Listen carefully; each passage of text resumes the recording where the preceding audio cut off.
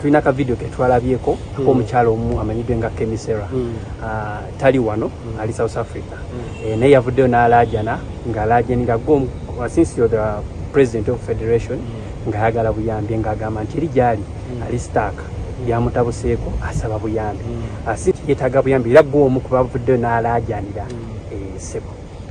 One ka video yako nakalabye nawe okansindikira. In fact tubadde wakamala okukampa baba batomala akolaki akampereza mbadde simanyi naye ndowooza ampulidde recommendinga nnyo Mary Butter.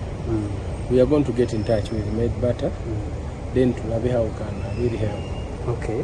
Twede tumanyi naye kati engeri tutegedde katulabe bambi engeri tuyinza omuyambako gwa mwana mulungi talina tabbu ebbanga lyonna lyetumumanyidde teyabeerako na buvuyo here and there ate n'ayimba n'obuyimba nti bunyumira, so we are going to do our best.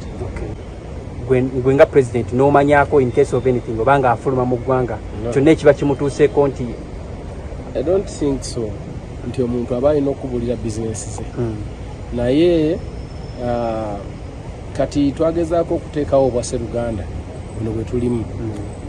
In case of anything people should reach out tulaba engeri gye tuyinza okukola ki okuteesa naye n'ekisinga obukulu kulwana kulaba nga tutereeza omulimu business.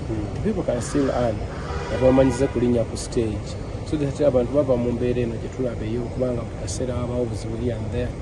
We are doing our best eyo wena bijja kuggwawo naye nga tugenda getting in touch naye tulabe engeri gye tumuyambamu.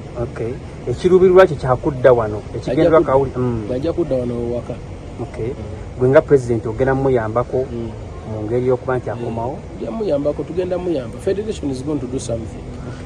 Ngenda contacting Mary Butter then getting in touch with the secretariat then bajja kusolvinga matter.